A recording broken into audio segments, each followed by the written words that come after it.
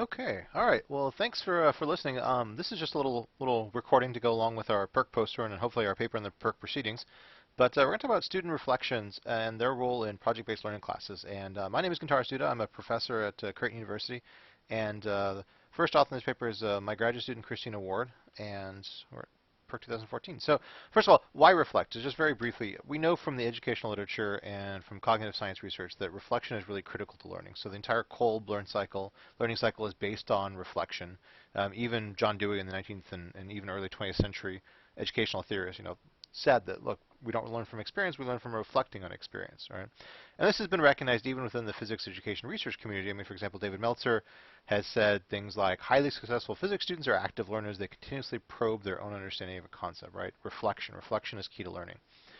Now, we're doing this within project-based learning courses. So what is project-based learning? Just to give you a very quick kind of 15-second explanation. It's a sort of super active engagement strategy. Typically, we're not using lecture, but learning really is contextualized by a problem. So a problem or some sort of project. These are complex real world. You don't give students all the information they need. They have to make assumptions, estimations. They have to go out and find research, literature. They have to find what they need to know. Students really just learn to search for outside information. They work in groups, so in teams. The learning is very active and connected. And the faculty role, my role, becomes essentially sort of a guide and a mentor rather than an instructor. So it's a very constructivist approach to learning versus a sort of transmissionist. Now, what we're really interested in getting at, and one of the key claims of problem-based learning is that problem-based learning really helps increase students' capacity for self-directed learning and self-regulated learning. Now, what do these two things mean? So self-directed learning means a student's preparedness to engage in learning activities defined by the student rather than by the teacher. And self-regulated learning means the extent to which learners are metacognitively, motivationally, and behaviorally active in their own learning process. All right, so this is what we'd like ideal students to be able to display these characteristics, right? To take charge of their own learning.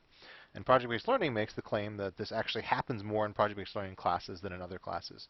So we want to really look at this through reflection. So what did I do? So basically there's two courses we're looking at this in. One is a freshman, it's called Modeling the Physical World.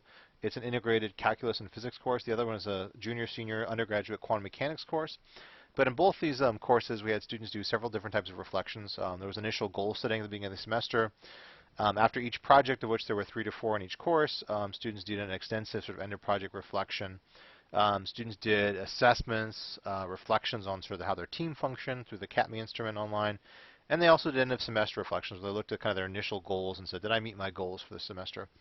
Now, we looked at these reflections kind of using the technique of emergent coding, and it turned out that things actually really matched up very nicely with this reflection categories from the literature that we found, particularly Valley's article in the PEI Journal of Education. So we broke up reflections into these 5 categories. And what the educational literature has shown is that students are considered sort of mature, reflective practitioners if they show the capacity and the ability to reflect in all these different 5 categories. So you can take a look at the paper or poster to kind of see what these mean a little bit more. But if you take a look at the 2 courses, quantum mechanics versus this modeling, students actually did a very, very good job sort of, breaking out and trying to do these different types of reflections, reflecting on different. So, for example, technical is really looking at course material, course content. Do I understand conservation of momentum? Do I understand the Hamiltonian, how it functions, and how it works with time evolution, those types of things. Whereas personal reflections are really more about how did I grow as a person, how did I grow as a learner. And students were actually able to really write many different kinds of reflections throughout the semester. And if you look at this diagram, this is just for the modeling course, but you can take a look at, there's only 10 students in the course, and that number varied a little bit between 2 semesters. But certain students much more comfortable reflecting in particular categories, but overall most of them did a pretty good job of having several kind of reflections in each category. So just to sum up, like I said, I'd encourage you to kind of take a look at the poster or contact us directly. I'd love to talk to you more about this work. But students really displayed, for science students, you don't think typically of science students being reflective practitioners, being good at reflections.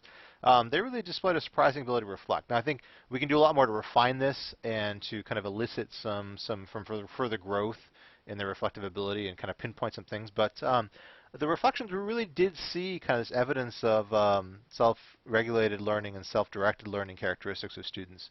So lots of student comments that we gathered in our paper and on our poster. You can take a look at that. And you also saw there's really interesting epistemological and attitudinal shifts. So for example, I'll read a student comment that says, I've learned it's much more important to learn the connections between things and to memorize each individual element that you learn.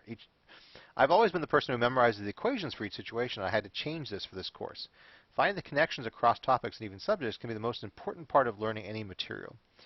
Right? So this is definitely a constructivist kind of attitude towards physics, and you can see that there was growth in here, that the students' attitude has actually shifted. So I encourage you to take a look at the paper, hopefully that we publish in the proceedings, and come up and talk to any of us, either Kristina or myself at the conference. We'd love to discuss this some more. So I'll sign off.